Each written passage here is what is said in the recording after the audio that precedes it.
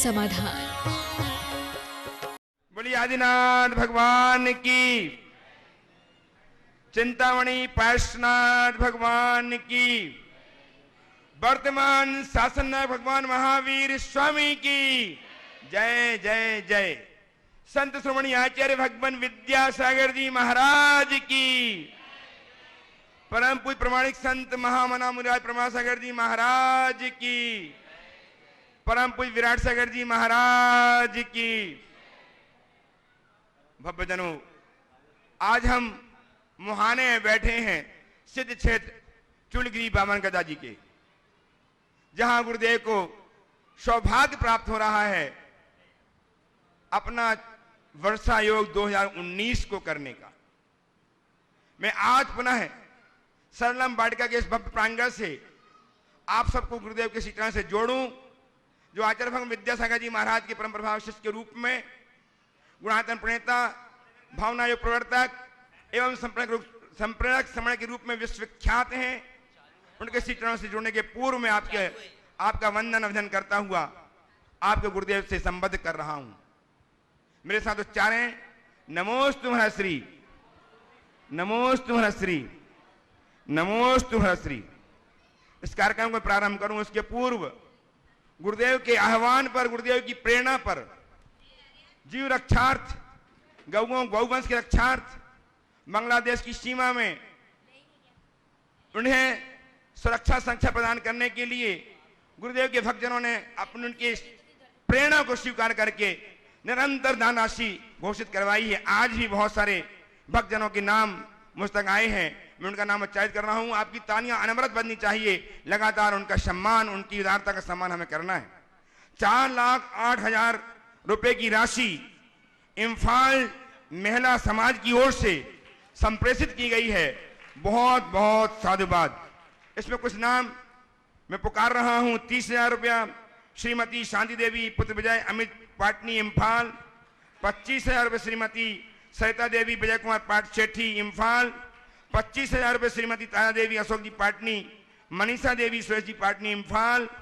20,000 रुपये श्रीमती रेखा कासलीवाल, उनकी मां एवं पुत्रपुत्री तथा बहन की ओर से इम्फाल से ही।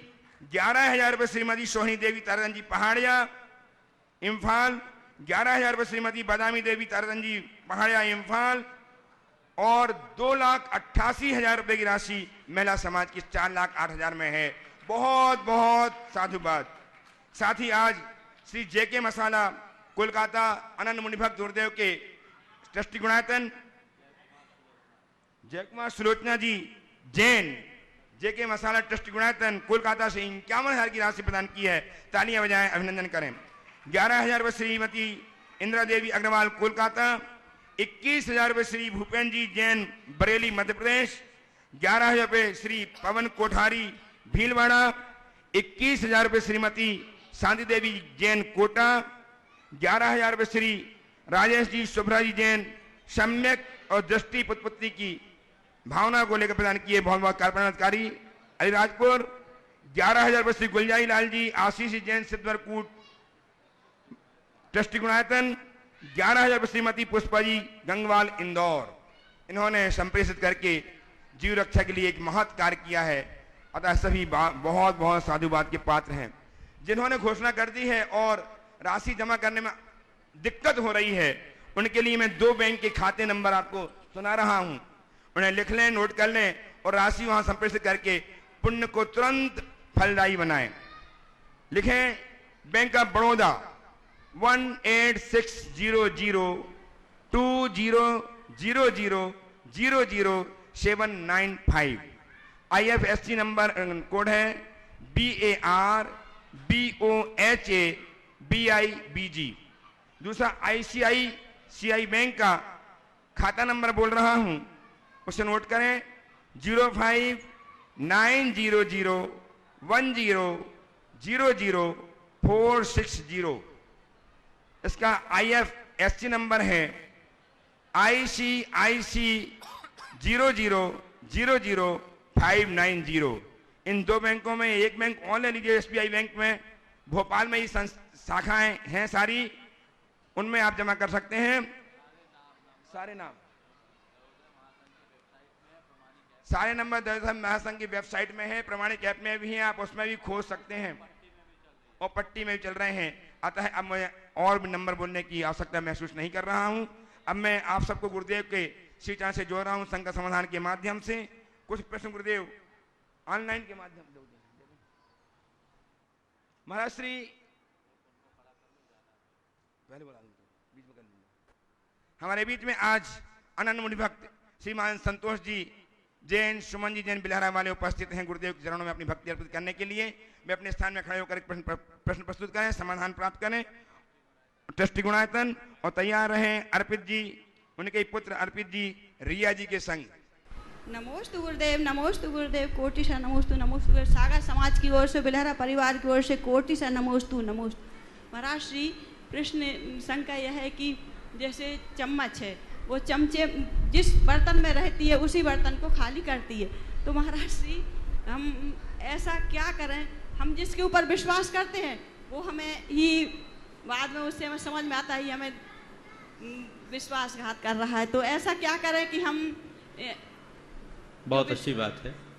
देखिए, चम्मच का एक पहलू तो ये है जो आपने कहा कि चम्मच जिस बर्तन में रहती है उसी बर्तन को खाली कर देती है, पर इसका दूसरा पहलू भी हमें ध्यान में रखना चाहिए। चम्मच ही वह पात्र है जो हांडी की वस्तु को जन जन तक पहुंचाती है। अगर हम नकारात्मक पक्ष को देखते हैं तो चम्मच खाली करती सी दिखती है, पर उसके सकारात्मकता को देखते हैं तो हर वस्तु की उपयोगिता को सिद्ध करती। तो हमें चम्मच से परहेज नहीं करना चाहिए, पर हाँ चमचागिरी से बचना चाहिए। दोनों में बड़ा अंतर है। अगर चम्मच का प्रयोग औरों के परोसने के लिए है तो चम्मच की उपयोगिता है, और चम्मच केवल अपनी चमक बनाने के लिए है तो वह हमारे लिए सदैव अनुपयोगी है। इसलिए हमेशा हम औरों से अपना जो भी संपर्क और संबंध बनाएं, स्वपर के हित के लिए बनाएं, स्वार्थ सिद्धि के लिए। उपस्थित हों श्रीमान अर्चित जी, रिया जी बिलहरा वाले सागर से सुपुत्र हैं, संतोष जी सुमन जी के। और एक विशेष बात बताऊं, इन दोनों ने अपनी पॉकेट मनी से 14 तारीख को जो कलश स्थापना होगी, जिसमें 52 कलश जन मंगल के स्थापित होंगे, उसमें एक कलश स्थापित करने का भाव बनाया। बहुत बहुत 1,21,000 राशि प्रदान करके यह सौभाग्य प्राप्त किया है। बहुत बहुत साधुवाद। नमोस्तु महाराज श्री। महाराज श्री, छाता में बारिश तो नहीं रोक सकता, पर बारिश से जरूर बचा सकता है। ऐसे हमारा आत्मविश्वास हमें शक्ति तो दे सकता है पर कामयाबी नहीं दिला सकता। लेकिन जैन धर्म एक ऐसा धर्म है जो हमें शक्ति भी देगा और कामयाबी दिला सकता है। कृपया मार्गदर्शन दें। बहुत अच्छी बात आपने कही है। छाता हमें बारिश को रोक नहीं सकता पर बारिश से बचा सकता है। आत्मविश्वास हमें सफलता नहीं दे सकता, लेकिन हमें हमारी शक्ति का एहसास करा सकता है। आपने कहा है कि जैन धर्म में एक विशेषता है जो हमें शक्ति भी देता है और कामयाबी भी देता है। बात को थोड़ा समझना है। जो स्थिति छाते की है वही स्थिति आत्मविश्वास की भी है। छाता हमारे सिर पर रहने पर हम बारिश से सुरक्षित हो जाते हैं। अब बारिश हो या ना हो, हमारा बारिश से बचाव हो गया, हमारा काम हो गया। आत्मविश्वास हमें हमारी शक्ति का एहसास कराता है, और शक्ति का एहसास हमें होगा और उसके बाद हम प्रयास कर उसका प्रयोग करेंगे तो परिणाम निकलेगा। तो हमें प्रयोग भी करना चाहिए। ये बात सच है कि आत्मविश्वास के अभाव में मनुष्य आगे नहीं बढ़ सकता, पर केवल आत्मविश्वास ही मनुष्य को उसके चरम तक नहीं पहुंचा सकता। व्यक्ति को आत्मविश्वास के साथ साथ वैसा आचरण भी करना होगा। जैन धर्म केवल विश्वास की बात नहीं करता, जैन धर्म विश्वास के साथ साथ आचरण की भी बात करता है। उसके लिए हमें अतिरिक्त प्रयास करना होगा। शक्ति की पहचान होना और शक्ति का दोहन करना, इन दोनों में बड़ा अंतर है। मेरा आत्मविश्वास मेरी आत्मा की शक्ति का एहसास कराता है, लेकिन मेरा प्रयास उस आत्म शक्ति को उद्घाटित करने में सहायक होता है। तो हम वैसा प्रयास करेंगे, परिणाम अच्छा है। उपस्थित हों अनन्य मुनि भक्त डॉक्टर महावीर जी जैन, भिंडर से प्रवासी दिल्ली, ट्रस्टी गुणायतन, और तैयार रहें श्रीमती भावना डोशी बड़वानी से। नमोस्तु नमोस्तु नमोस्तु। गुरुदेव, 2 ऑब्जर्वेशन से मैं शंका प्रस्तुत कर रहा हूँ। कल का ऑब्जर्वेशन, मैं आपके साथ थोड़ी देर के लिए विहार कर रहा था और सड़क के किनारे 10 बच्चे एक साथ आपको नमोस्तु और कर्मबद्ध होके हाथ जोड़ के वो जैनी नहीं, एक बहुत ही अद्भुत। और फिर शहर में गुजरने के अजैनी लोग किस तरह से आपका नमोस्तु कर रहे थे, वो एक बहुत ही अद्भुत घटना मेरे लिए है, क्योंकि ये नॉर्थ में इतना नहीं मिलता है जो अभी यहाँ मध्य प्रदेश में मिला। और आज का अनुभव ये है कि हम वो अजैनी इतना हमारा आदर और सम्मान गुरु का कर रहे हैं, हम जैनी उन्हीं बालकों को काम में उपयोग कर रहे हैं और वही नहीं रात दिन कर रहे हैं, चाहे वो तीर्थ स्थल पे हो, चाहे हमारे यहाँ संसाधन में हो, घर में हो, बाजार में हो। तो ये असंवेदनशीलता क्या हमें पाप की तरफ ले जा रही है या पुण्य की तरफ ले जा रही है? और ये एक बहुत बड़ा इश्यू है, जो कि इतना बड़ा संसाधन है, हम सभी सक्षम हैं, लेकिन उसका उपयोग उतना नहीं कर रहे हैं जितना कर सकते हैं। देखिए, डॉक्टर साहब की चिंता बिल्कुल लाजिमी है, और ऐसा इसलिए भी क्योंकि ये इसी कार्य से जुड़े। बाल श्रम के निवारण के लिए वर्षों से काम कर रहे हैं और सर्वोच्च न्यायालय में ये उसके सलाहकार भी हैं। ये पूरे दुनिया में इस विषय में अलग जगाते हैं, अलग अलग अपने कार्यक्रम करते हैं, और इनकी लगन है जो बार बार यहाँ आते हैं। आपने जो बात बताई उठाई है बहुत गंभीर और संवेदनशील है। कम से कम पढ़े लिखे लोगों को तो इसका पालन करना ही चाहिए। हम बाल श्रम के विरुद्ध काम करें, बच्चों को श्रम देने की जगह उन्हें शिक्षा देने का प्रयास करें, जिससे देश की उन्नति होगी। कई बार ऐसी स्थितियां बन जाती है कि अपने घर की आर्थिक परिस्थितियों से विवश होकर के भी बच्चे इस तरह के मजदूरी आदि करने के लिए विवश होते हैं। हमें ऐसे लोगों के प्रति बहुत गंभीर होकर के काम करना चाहिए, और ऐसे लोगों से काम लेने की जगह उनके परिवार की स्थिति को समझते हुए उन्हें सुदृढ़ करने का रास्ता खोलना चाहिए। सरकार की भी बहुत सारी योजनाएं, उनसे वो लाभान्वित हो, ऐसा प्रयास करना चाहिए। लेकिन अपने निहित स्वार्थ की पूर्ति के लिए बच्चों से इस तरह काम लेना कतई उचित नहीं है। ये एक प्रकार की हिंसा भी है, अपराध भी। तो हमें पाप और अपराध दोनों से बचना ही चाहिए। नमोस्तु गुरु। आइए श्रीमती भावना जी दोषी बड़वानी से, तैयार हैं श्रीमान लखन जी विश्वकर्मा बड़वानी से, गायत्री परिवार बड़वानी। गुरुवर के चरणों में अनंत बार नमोस्तु नमोस्तु नमोस्तु।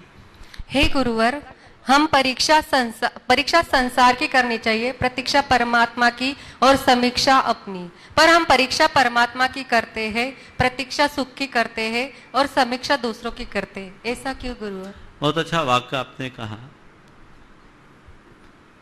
हमें परीक्षा संसार की करनी चाहिए, प्रतीक्षा परमात्मा की करनी चाहिए, समीक्षा स्वयं की।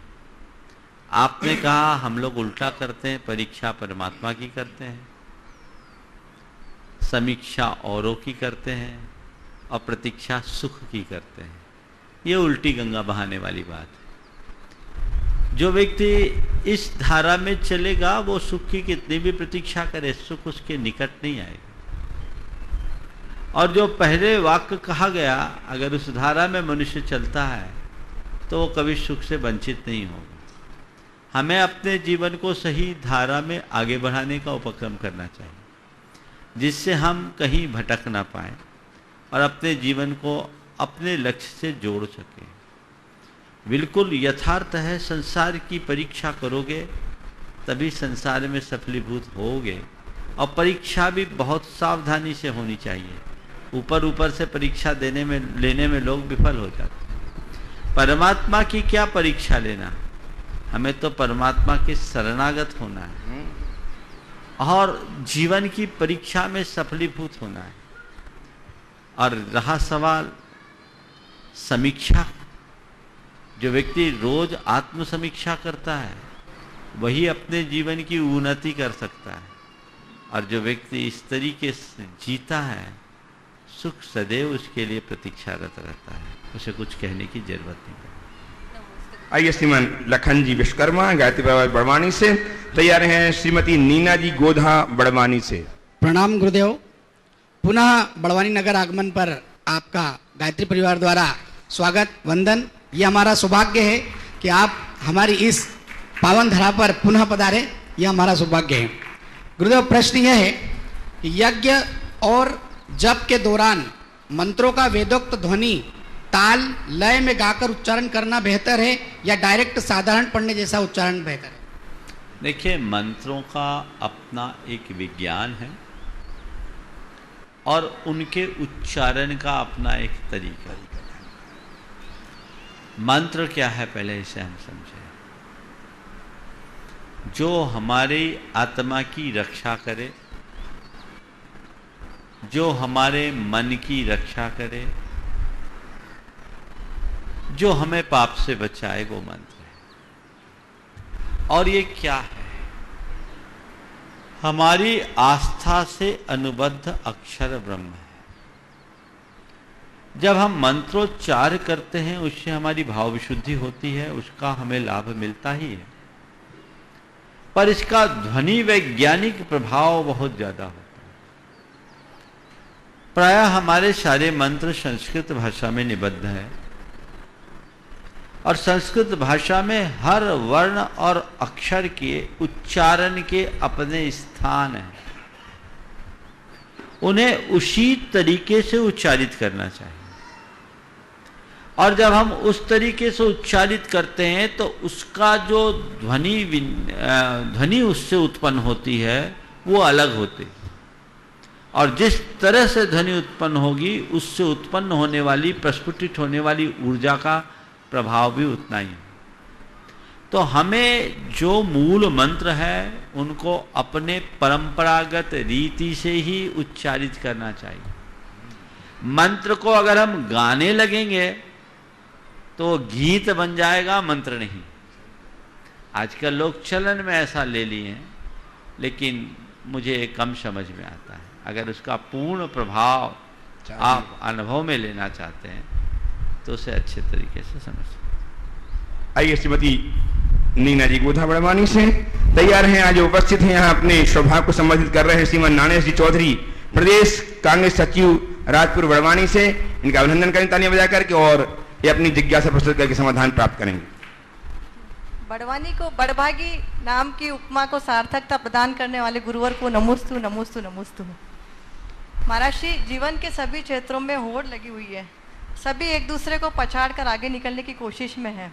और यह भी सच है कि होड़ व्यसन विकारों में ही होती है, सदाचरण या परोपकार में कोई होड़ की बात नहीं करता। और होड़ डिस्ट्रक्टिव भी होती है, कंस्ट्रक्टिव नहीं है। तो हम अपनी क्या सीमाएं, मर्यादाएं निर्धारित करें कि जीवन में स्वस्थ जीवन जी सके, इनसे बचकर। बहुत अच्छी बात आपने की है कि प्रायः लोगों की होड़ नकारात्मक कार्यों में होती है, सकारात्मक कार्यों में नहीं। आपने पूछा है ऐसा हम क्या करें जिससे हम अपने जीवन की सही दिशा का निर्धारण कर सकें। देखिए, एक है प्रेरणा, एक है प्रतिस्पर्धा। प्रतिस्पर्धा गलत दिशा में होती है, बिल्कुल जग जाहिर बात है, और एक अपेक्षा से आपकी बात पूरी तरह सच है। लेकिन प्रेरणा अच्छी बातों में होती है, हमें इसका भी अनुभव करना चाहिए। हम अच्छों से प्रेरणा करें, प्रेरणा लें, उनके अनुगामी बनने की कोशिश करें। महापुरुषों का जीवन हमें आगे बढ़ने के लिए प्रेरित करता है। लोग उनसे प्रेरणा पाते हैं, पर उनसे प्रतिस्पर्धा करने वाले लोग आज उत्पन्न नहीं हुए, कभी नहीं हुए, क्योंकि सच्चाई का यही परिणाम है जिसमें प्रतिस्पर्धा नहीं है, क्योंकि वो सभी को एक मुकाम तक पहुंचाते। हम प्रेरणा पाकर के अपने जीवन को आगे बढ़ाएं, हम कभी विफल नहीं होंगे। लेकिन हम यदि प्रतिस्पर्धा करते हैं तो हमें खुद को आगे बढ़ाने की भावना कम, औरों को पीछे छोड़ने का भाव ज्यादा होता है। स्वयं को आगे बढ़ाने की भावना बुरी नहीं है, पर औरों को पीछे छोड़ देने का भाव सदैव गलत है। तो हम खुद को आगे बढ़ाने की कोशिश करें, औरों को पीछे छोड़ने की कभी कोशिश न करें। आपने कहा धन दौलत भोग विलास दुनियादारी की चीजों में ही लोगों की प्रतिस्पर्धा होती है, स्वाभाविक है, क्योंकि वो पूरा बाजार ही उससे सजा है। लेकिन हमारे अंदर यदि दृष्टि हो तो हम इन प्रतिस्पर्धी लोगों से भी प्रेरणा पा सकते हैं, और ये निर्णय ले सकते हैं कि इसमें कोई सार नहीं है, यह सब बेकार, और अपने जीवन में बदलाव ला सकते हैं। आपने पूछा हम अपने जीवन की कौन सी दिशा तय करें। मैं यही सलाह दूंगा, प्रतिस्पर्धा से मुड़कर प्रेरणा पथ को अपने जीवन का आदर्श बनाएं। आइए श्रीमान नानी सिंह चौधरी प्रदेश कांग्रेस सचिव राजपुर बड़वानी से अभिनंदन करें, तालियां बजाकर इनका। ये आज गुरुदेव के श्री चरण में अपनी जिज्ञासा अपने प्रश्न प्रस्तुत करने उपस्थित हुए हैं। तैयार हैं श्रीमती बबीता जी काला बड़वानी। मुनिश्री के चरणों में नमस्तु नमस्तु नमस्तु। गुरुदेव, इन श्रोताओं की तरफ से आपका हार्दिक अभिनंदन। मध्य प्रदेश कांग्रेस कमेटी तरफ से, बड़वानी जिले की तरफ से, और मध्य प्रदेश गृह मंत्री माननीय बाला बच्चन जी की तरफ से आपका उनके गृह जिले में हार्दिक अभिनंदन, वंदन, शत शत प्रणाम। गुरुदेव, मेरी जिज्ञासा ये है कि हिंदू धर्म में उनके सारे पुराणों में गौ माता को, उसमें 36 करोड़ देवी देवताओं का वास बताया गया है, और उनके द्वारा दिए गए सारे पदार्थ जितने भी, उनसे औषधियों का निर्माण होता है। फिर भी गौ माता की दुर्दशा और उन्हें सम्मान कैसा मिला, यही जिज्ञासा मेरे मन में। गुरुदेव, प्रणाम आपको। देखिए, बहुत ही गंभीर बात को आपने आज यहाँ उपस्थित किया है। देखिए, भारत की संस्कृति में गौ को सदैव महत्व दिया। जिन्होंने देवी देवता के रूप में स्वीकार किया हो या न किया हो, जैन धर्म में ऐसी मान्यता नहीं कि गाय के अंदर देवी देवता है, लेकिन गाय को बहुत महत्व दिया गया, और ये शब्द दिया गया, या श्री सा गौ, जो भी समृद्धि है वो गाय। तो ये तो हमारी प्रकृति का हमें एक बहुत बड़ा वरदान है, और उसे माता की संज्ञा इसलिए देते हैं क्योंकि माँ के बाद गाय का ही दूध हम सबके पालनहार बनता है, इसलिए प्रतीक स्वरूप गौ को माता के रूप में माना जाता है। आपने कहा कि आज उसकी बड़ी दुर्दशा है, इसके पीछे जिम्मेदार कौन? एक समय था जब गोधन से मनुष्य की संपन्नता का आकलन किया जाता था। आज आपने उन्हें अपने घर से बाहर कर दिया। गौ पालन की वृत्ति खत्म हो गई, कुत्ता पालना शुरू कर दी। पहले घर में गाय रंभाती थी, वात्सल्य पनपता था, अब कुत्ते भौंकते हैं, क्रूरता बढ़ती है। बहुत बड़ा अंतर आ गया है। आपने घर से बाहर कर दिया, साथ ही साथ शासन प्रशासन की नीतियां ऐसी आई कि सारी चरनोई चले गई, उनको चरोखर नहीं मिलता, तो लोगों को पालना भी बड़ा मुश्किल हो गया। रही सही कसर ट्रैक्टर वालों ने निकाल दी। जिन्हें जरूरत नहीं है उनके पास भी अपने एजेंट भेज भेज के 1-2 एकड़ जोत वाले किसानों को भी अपना ट्रैक्टर पकड़ा दिया। तो जो बैल आदि थोड़े बहुत उपयोगी प्रतीत होते थे वो खत्म हो गए। रासायनिक खादों का इतना ज़्यादा प्रचलन बढ़ गया कि लोग अब गोबर के घार की प्रति ध्यान देना बंद कर दिए। तो जो हमारे लिए संपूर्णतः उपयोगी थे वो अब भार बनने लगे और गोपालकों ने अपने गाय की रस्सी गोवधिकों को सौंपना शुरू कर दिया। उन तक अगर गाय या गोवंश पहुंच रहा है तो उसके जवाबदार वे लोग भी उतने ही हैं जिनने उनको पाला है। किसी अनजान व्यक्ति को आपने अगर चंद रुपयों के लिए किसी परिस्थिति से प्रेरित होकर उन्हें बेचा है तो अंततः तो वो कटने ही जाएगी। और आज बहुत ज़्यादा मात्रा में गोकशी हो रही है, और ज़्यादा कुछ हुआ तो आप पन्नी खाने के लिए सड़क पर छोड़ देते हैं। लोग दूध तो पीना चाहते हैं, सेवा करना नहीं चाहते। एक तरफ तो गोमाता कहते हैं, 36 करोड़ देवी देवताओं का वास मानते हैं, और इसे इस तरीके से दुरदुरा करके छोड़ देते हैं। ये घोर अत्याचार है, पाप है। अभी जैसे 3-4 दिन पहले मेरे पास बात आई थी, बांग्लादेश की सीमा में गोवंशों को पकड़ा जाता है, बहुत सख्ती के साथ पकड़ा जा रहा है। अभी बॉर्डर सिक्योरिटी फोर्स बीएसएफ के जवानों के द्वारा सीमा सुरक्षा बल के जवान बहुत तत्परता से रोक रहे हैं, लेकिन वहाँ तक जो जा रहे हैं वो इधर से ही तो जाते हैं। हालांकि कुछ उन पर नियंत्रण हुआ है, फिर भी ये बहुत बड़ी समस्या है। इसका समाधान तभी होगा जब लोग पुनः फिर से गोपालन की ओर मुड़ेंगे और गाय का दूध पीने का संकल्प जगाएंगे। हर घर में गाय बंधनी चाहिए, और घर में नहीं हो तो हर गांव में गौशाला होनी चाहिए। गांव में ऐसी गौशाला हो जहां सामूहिक रूप से लोग दूध ले सके और अनुपयोगी गायों को संरक्षण मिल सके। जब तक इस दिशा में कोई सार्थक कदम नहीं उठाए जाएंगे तब तक कोई परिणाम नहीं आएगा। हमें इसके लिए कटिबद्ध होने की जरूरत। आइए श्रीमती अनिता जी जैन बड़वानी, बोलिए। आपके वचनों से प्रेरणा मिली है और मैं एक गौशाला का निर्माण राजपुर में करूंगा स्वयं के व्यय से। बहुत बहुत आशीर्वाद जरूर कीजिए। बहुत धन्यवाद, बहुत धन्यवाद। श्रीमती अनिता जी जैन बड़वानी से उपस्थित हों। तैयार हैं दिगंबर समाज के अध्यक्ष श्रीमान ओम प्रकाश जी, श्रीमती लताबाई जैन बड़वानी। दीजिए।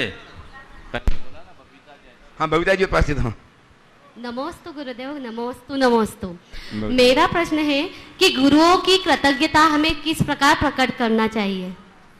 गुरुओं की कृतज्ञता किस प्रकार से प्रकट करना चाहिए? सीधा सरल तरीका और सच्चा तरीका ये है कि उनके बताए गए रास्ते पर चलना चाहिए। यही सच्ची कृतज्ञता है। समझ गए? ये कृतज्ञता, शब्दों में तो कृतज्ञता सब प्रकट कर देते हैं, लेकिन सच्ची कृतज्ञता है कि हम उनका अनुकरण करें, उनके आदर्शों को आत्मसात करें। नमस्ते। आइए श्रीमती अनिता जी बड़वानी, और तैयार हैं ओम प्रकाश जी, लता जी जैन अध्यक्ष बड़वानी दिगंबर जैन समाज। आराध्य गुरुदेव के चरणों में त्रय बार नमोस्तु नमोस्तु नमोस्तु। मेरा प्रश्न ये है कि कहते हैं संगति असर करती है, लेकिन कांटों में आज तक ना गुलाब की खुशबू आई है और ना गुलाब में कांटों की चुभन आई है, तो फिर संगति कहाँ असर करती, कैसे असर करती है? देखिए, बिल्कुल सही बात है। आपने ये बात कही है कि कांटों में गुलाब की न तो खुशबू आई न गुलाब में कांटों जैसा पैनापन आया, फिर संगति का असर क्या है? ये बात सही है। कांटे और गुलाब का एक उदाहरण अपनी जगह है, लेकिन थोड़ा गुलाब की क्यारी की मिट्टी को सूंघ कर देख लेना। क्या बात है, क्या अंतर है? गुलाब की क्यारी की मिट्टी को सूंघोगे उसमें खुशबू आएगी। तुख में तासीर सोहबते अशर, उसमें सुगंध आती है।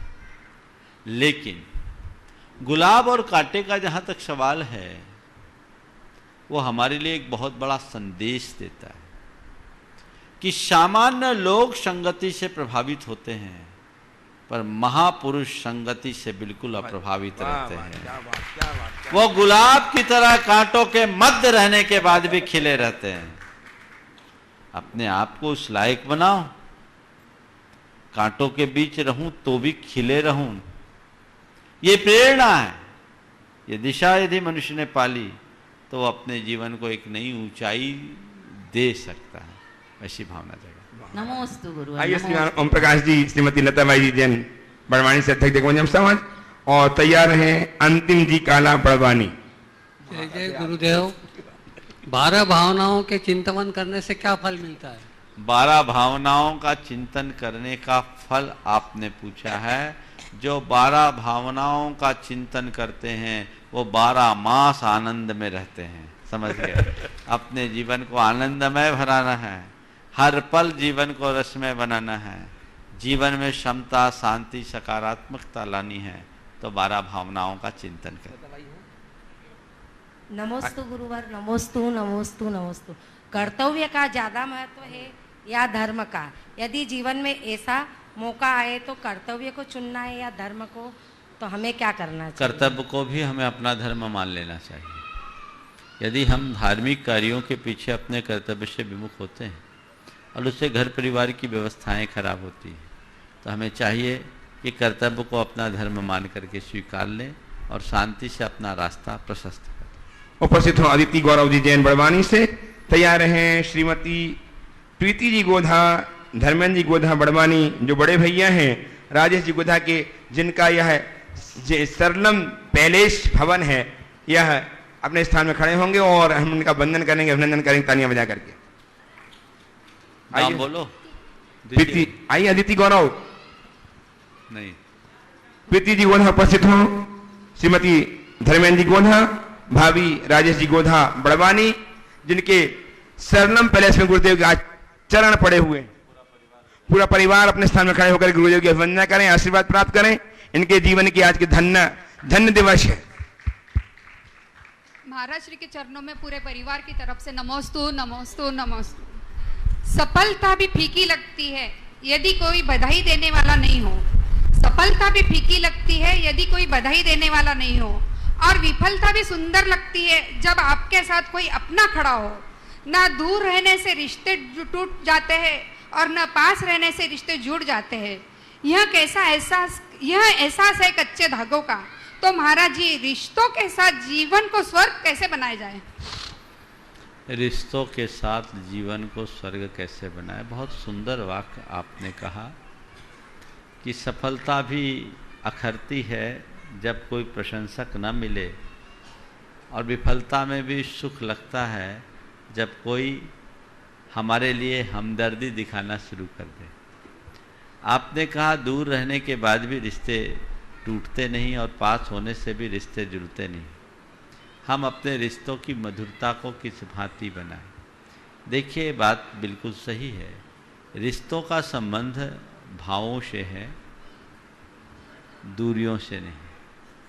अगर हमारी भावों की निकटता है तो दूर रह करके भी हम पास हैं, और भावों से दूरी है तो हम पास रह करके भी दूर। हमारा भावनात्मक जुड़ाव अगर एक दूसरे के साथ जुड़ा हुआ है तो हमारे रिश्ते में मधुरता हमेशा बनी रहेगी। भावनात्मक जुड़ाव के अभाव में रिश्तों का माधुर्य कभी प्रकट नहीं होता। वस्तुतः रिश्ते का संबंध खून से कम आत्मीयता से ज़्यादा है। तो हमारे संबंध आत्मीय बनेंगे, आत्मीयता प्रगाढ़ होगी, रिश्ते स्वतः मधुर होने लगे। उपस्थित हो श्रीमती प्रवीणा जी पहाड़िया, बहू नवी पहाड़िया के साथ निमाड़ महिला मंडल अध्यक्ष बड़वानी। तैयार हैं श्रीमती आयुषी बाकलीवाल। 52 गजा सिद्ध क्षेत्र पर भव्य मंगल चतुर्मास के लिए पधारे हुए गुरुदेव को बारंबार चरणों में नमोस्तु नमोस्तु नमोस्तु। गुरुदेव, मेरा प्रश्न है, मानव संबंधों में सबसे बड़ी गलती तो ये है कि हम आधा सुनते हैं, चौथाई समझते हैं और शून्य सोचते हैं, लेकिन प्रतिक्रिया दुगनी करते हैं। चौगनी। बोलो। कृपया इसका समाधान करिए। यही तो है, बोलने की जरूरत नहीं है। काश मनुष्य इसे समझ ले और इसके क्रम को उल्टा बना दे, जीवन में आनंद ही आनंद। जो मनुष्य की दुर्बलता वही गुण बन जाए। प्रायः जिनकी सोच छोटी होती है उनके जीवन में ऐसा दिखता है। पर जिनका व्यक्तित्व गंभीर होता है, सोच बड़ी होती है, उनके साथ ऐसा नहीं हो। नमोस्तु। उपस्थित हूँ श्रीमती आयुषी वाकलीवाल और तैयार हैं श्रीमान देवेंद्र जी गोधा बड़वानी से ही। नमोस्तु नमोस्तु नमोस्तु। महाराज जी, आभास, एहसास, अभ्यास और प्रयास, ये 4 बातें कैसे करनी चाहिए, समाधान दीजिए। एक पूरा प्रवचन है, उसको सुन लेना। चलो, आशीर्वाद। देवेंद्र जी गोधा उपस्थित हों बड़वानी से, फोन प्रेस के स्वामी, और तैयार हैं श्रीमती श्रद्धा दोषी बड़वानी। गुरुदेव के चरणों में बारंबार नमोस्तु नमोस्तु नमोस्तु। गुरुदेव, आपका पुनः दर्शन लाभ मिला। बड़वानी नगर वासियों को बहुत बहुत पुण्यशाली हम लोग, जो यहाँ पर 52 गजा की छत्र छाया में बड़वानी नगर में हम लोगों को जन्म मिला। बहुत बहुत हम आभारी। आप सवाल करो। नमोस्तु गुरुदेव। क्या हो गया? सवाल तो मोबाइल में था महाराज जी। बोल बोल। वायु प्रदूषण पूरे विश्व में चरम पर है। ऐसे में हम पारंपरिक प्रदूषण नियंत्रण विधि और एयर प्योरीफायर दैनिक यज्ञ अपनाए, या बाजारों में मिलने वाले एयर प्योरीफायर कौन सा बेहतर है गुरुदेव? देखो, मैं तो एक बात करता हूँ, बच्चा रोता है तो माँ उसको निप्पल भी देती है और अपना दूध भी पिलाती है। कौन सा रास्ता अच्छा है? निप्पल दे के कुछ देर के लिए बच्चे को चुप करने का, या दूध पिलाकर बच्चे को मजबूत करने का? कौन सा रास्ता अच्छा है? दूध पिलाकर मजबूत करने। तो बस मैं यही कहूँगा, बाजार से जो तुम एयर प्यूरीफायर लाते वो निप्पल लगाने जैसा है, पेट उससे भरने वाला नहीं है। पर प्रकृति की संरक्षा करके जो पूरी प्रकृति को शुद्ध करने की लिए व्यवस्था करते हो, वो माँ के दूध पीने जैसा है, जो हमारे जीवन को धन्य करेगा। आइए श्रीमती श्रद्धा जी दोषी बड़वानी से, और तैयार हैं श्रीमान राजेश जी अजमेरा, पौत्र अर्क अजमेरा के साथ बड़वानी से ही। नमोस्तु गुरुदेव, नमोस्तु गुरुदेव, नमोस्तु गुरुदेव। संसारिक अवस्था में धन और वैभव को ऐश्वर्य माना जाता है, और मोक्ष मार्ग में त्याग और तपस्या को वैभव माना जाता है। तो दोनों में अंतर क्या है? शंका का समाधान। एक धन वैभव है, एक गुण वैभव। धन वैभव यहीं छूट जाता है, गुण वैभव साथ जाता है। समझ गए? धन वैभव को कोई चुरा सकता, गुण वैभव को कोई चुरा नहीं सकता। धन वैभव से लोग ईर्ष्या करते हैं, गुण वैभव से कोई ईर्ष्या नहीं करते। दोनों में बहुत अंतर है। वो शाश्वत है, वो क्षणिक है। इसलिए हम शाश्वत की तरफ ध्यान रखें, क्षणिक में पागल ना हो। आइए श्रीमान राजेश जी अजमेरा, पौत्र अर्क अजमेरा के साथ बड़वानी से तैयार हैं व्रती मंजुला दोषी बड़वानी से। नमोस्तु महाराज जी। नमोस्तु महाराज जी, नमोस्तु महाराज जी। मेरा प्रश्न शंका ये है कि जैन धर्म के अनुसार अमृत नाम की कोई चीज होती है क्या? कोई ये पेय पदार्थ है क्या, द्रव्य है? क्योंकि अमृत स्वामी मुनि, ये तो हमने सुना है 64 रिद्धि मुनि में, तो कोई चौथे काल में या कभी कोई कल्पवृक्ष ऐसे होते हैं, ये अमृत होता क्या है और जैन धर्म अनुसार इसका क्या है? देखो, हमने अमृत को देखा भी नहीं है, जाना भी नहीं है। एक जवाब तो ये है। और दूसरा जवाब, हमने अमृत को देखा ही नहीं, जाना ही नहीं, उसको पिया है, अनुभव भी किया है और आज बांट भी रहे। वाह, क्या ज्ञान अमृत। एक अमृत जिसकी शास्त्र ख्याति है, शास्त्रों में हमने पढ़ा है, सुना है कि अमृत कुछ होता है, उसको पीने वाला अमर बन जाता है, ऐसा कहा जाता है। पता नहीं, न मैंने देखा, शायद आपने भी नहीं देखा होगा, और मैं और आप क्या, दुनिया में किसी ने नहीं देखा होगा। इस सभा में बैठे तो कोई नहीं देखा, लेकिन हमने वर्षों से सुना है कि अमृत कुछ होता है। पर दूसरा अमृत, वो ज्ञान का अमृत है, जो हमें हमारे अमरत्व का बोध करा दे, वो अमृत हमने पिया है और हर पल उसे बांट रहे हैं। इसलिए बाहर के अमृत की तरफ हमें ज़्यादा परेशान होने की जरूरत नहीं है।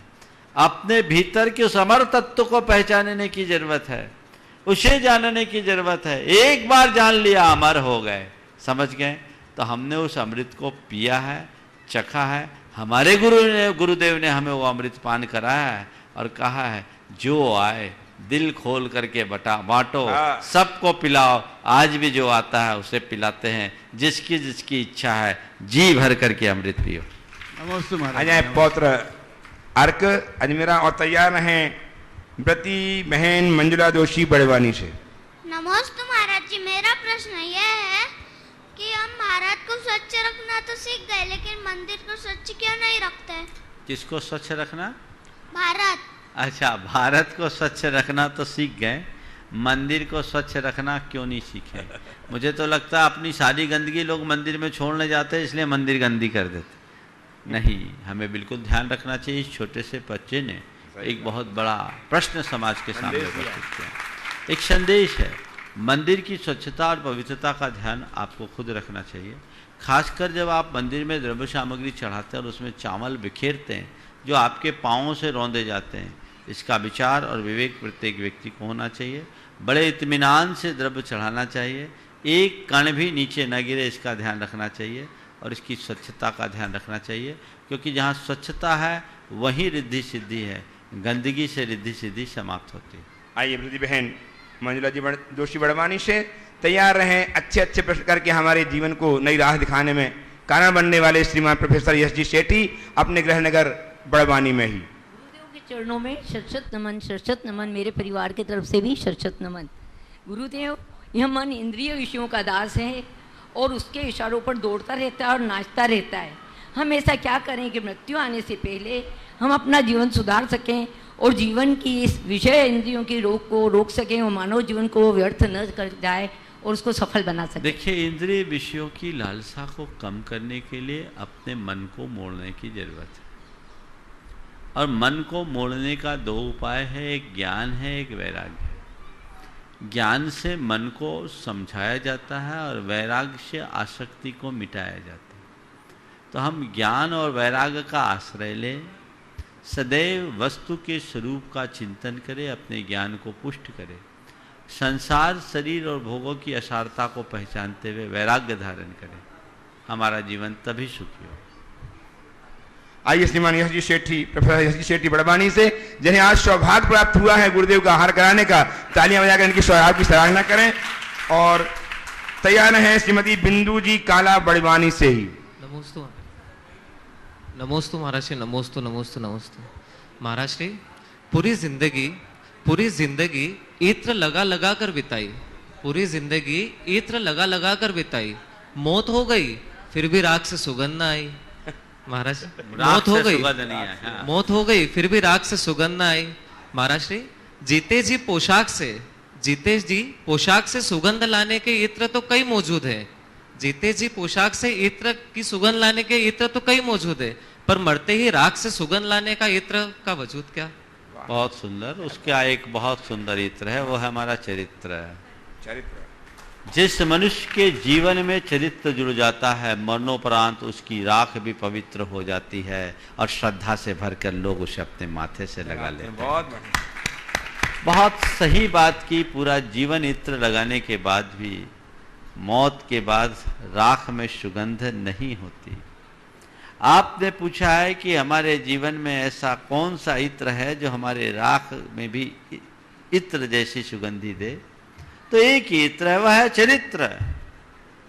अपने चरित्र बल को मजबूत बनाओ, चरित्रवान बनो, संयमी बनो, साधु बनो, तो मर जाओगे तो भी तुम्हारी राख को लोग अपने माथे से लगा करके अभिभूत होंगे, उसकी वंदना करेंगे।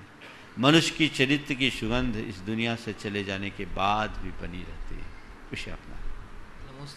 आइए श्रीमती बिंदु जी काला बड़वानी से तैयार हैं श्रीमती प्रियंका नीलेशी जैन बड़वानी। हे गुरुदेव, नमोस्तु।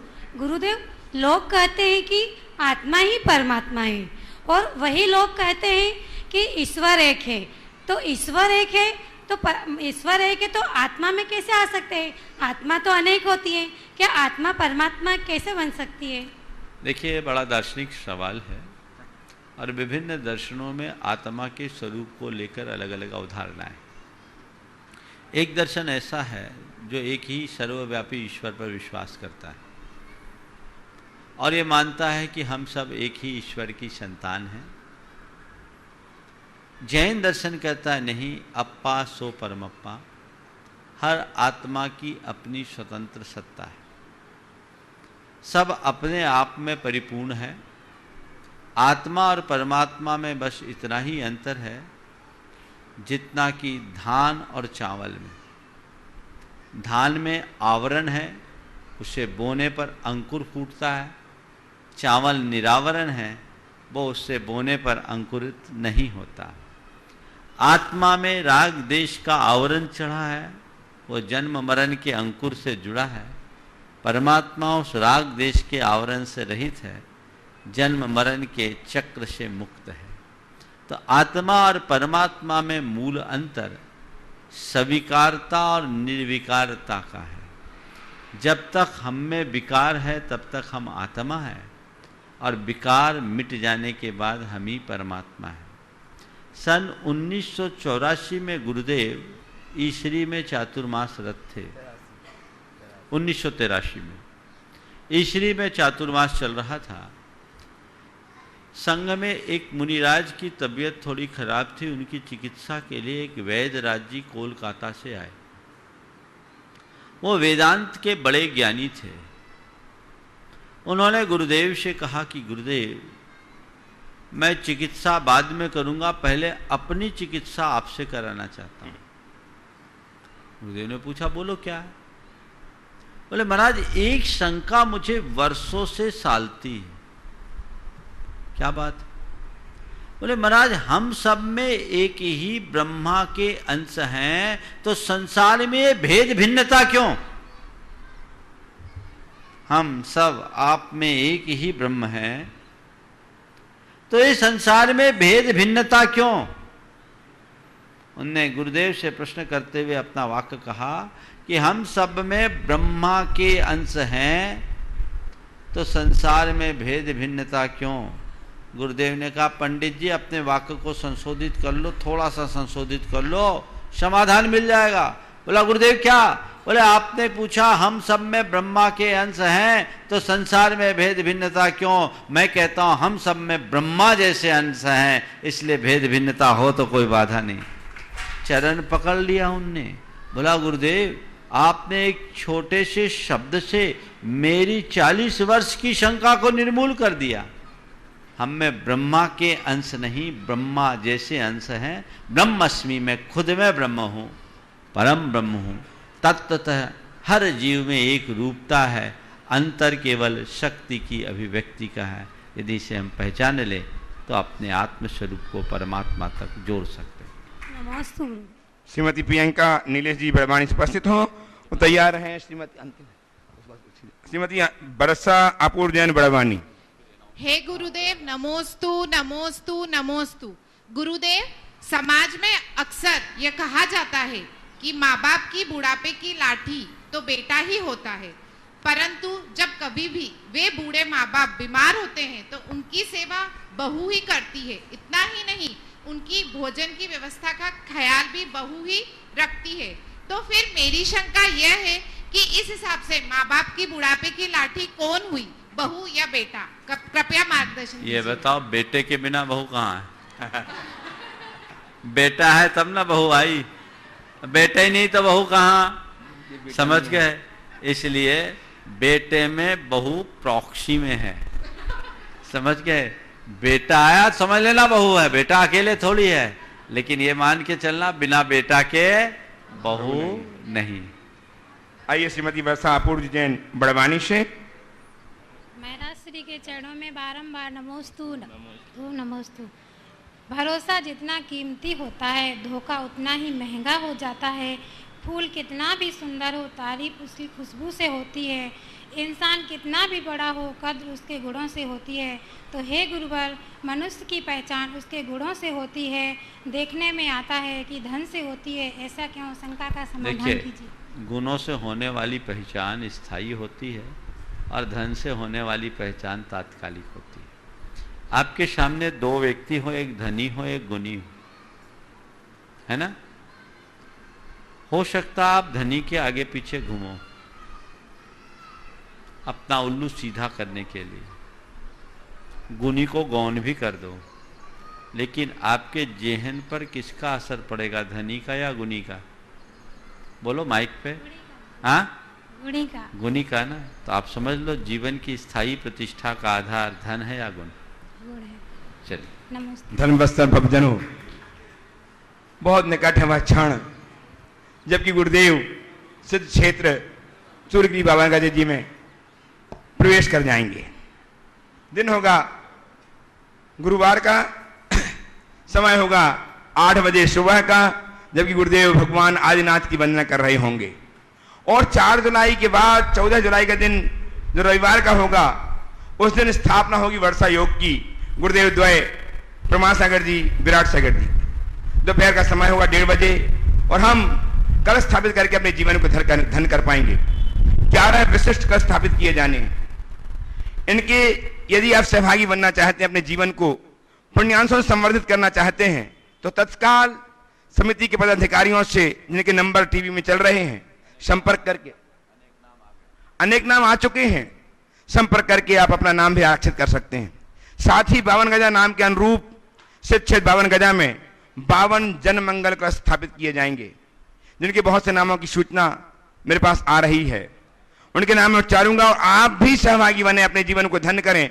नियत राशि मात्र 1,21,000 रुपए है। 1,21,000 की नियत राशि है। उसमें अपना नाम आरक्षित करके उस दिन को, उस समय को, उस भाव को आप सफलतम बना सकते हैं। नाम उच्चार रहा हूं, आप इनकी भावों की अभिवंदना करेंगे तालियां बजा करके। श्रीमती शांता देवी की प्रेरणा से श्रीमती एडवोकेट बबीता जी, पंकज जी, युगांश और मानसी के संग उदयपुर से, श्री मनीष जी पुरदेव जी जैन, पुत्र बरों जैन, प्रियंका जैन मुंबई से, श्री चितनलाल जी कोटा से, श्री उमेश जी, उत्कर्ष जी, उन्नति जी जैन सागर से, श्री जिनेन्द्र कुमार जी जैन नोएडा ट्रस्टी गुणायतन, श्रीमान राजेश जी, पूनम जी जैन लक्ष्य दिति के संग पुणे से ट्रस्टी गुणायतन, श्री राजन जी, रश्मि जी जैन नोएडा से ट्रस्टी गुणायतन, श्रीमान प्रदीप जी, रत्ना जी जैन पुत्र पुत्री सजल निकिता जैन के साथ दिल्ली से ट्रस्टी गुणायतन, श्री प्रकाश चंद जी, मुकेश कुमार जी, राकेश कुमार जी, उगम लता, मंजू मनीषा गंगवाल परिवार मदनगंज किशनगढ़ राजस्थान से ट्रस्टी गुणायतन, श्री संतोष कुमार जी, सुमन जी, अर्चित रिया जी बिलहरा वाले सागर से, और अभी अभी एक नाम अपना भेजा है श्रीमती डॉक्टर पुष्पाई जैन अजमेर से ट्रस्टी गुणायतन। संतोष कुमार जी, सुमन जी, ये भी बिलहरा वाले ट्रस्टी गुणायतन है। इन्होंने अपने जीवन को धन्य किया है। आप भी अवसर पा सकते हैं और गुरुदेव की वर्षा योग का कलश स्थापित करके जीवन को धन्य कर सकते हैं।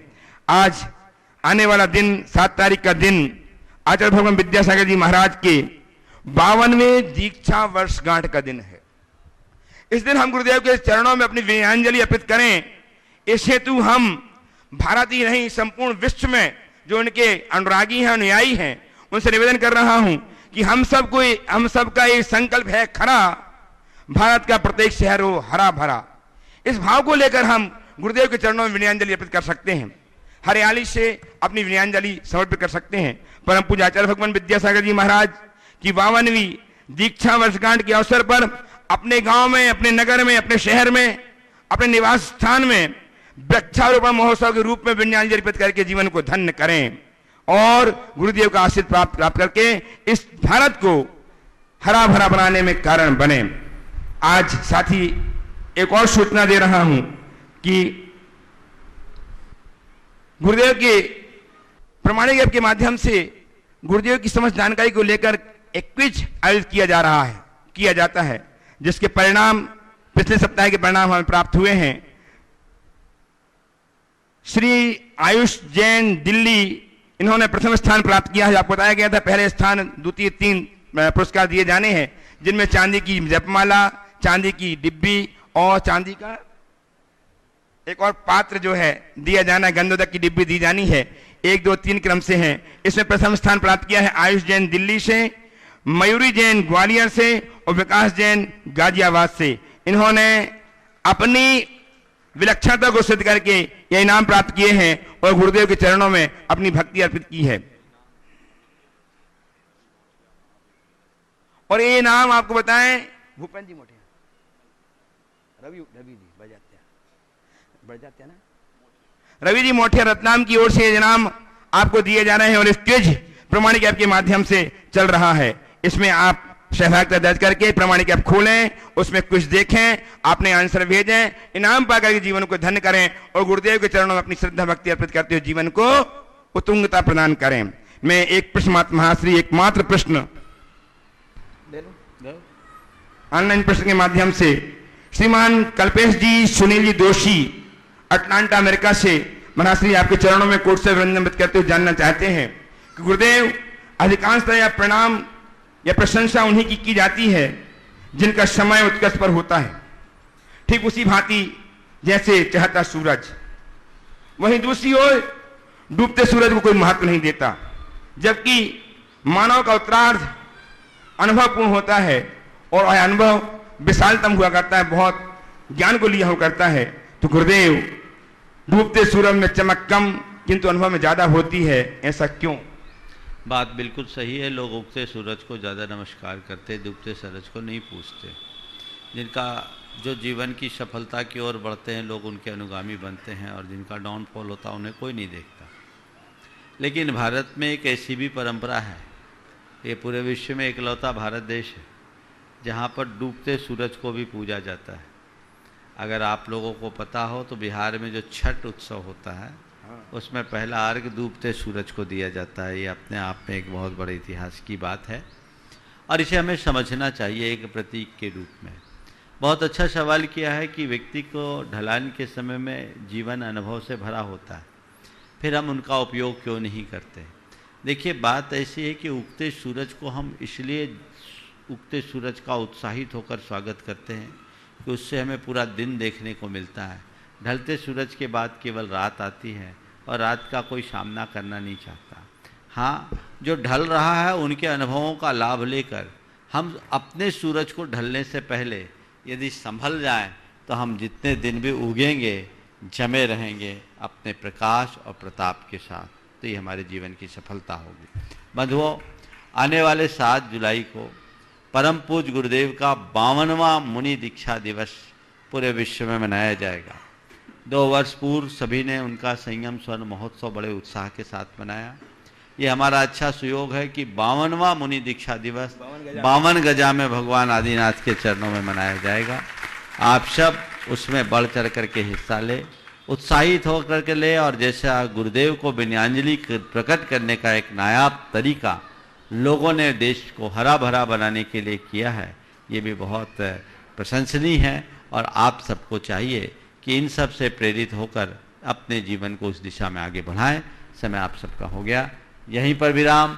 बोलिए परम पूज्य आचार्य गुरुवर श्री विद्यासागर जी महाराज। 4 तारीख को प्रवेश।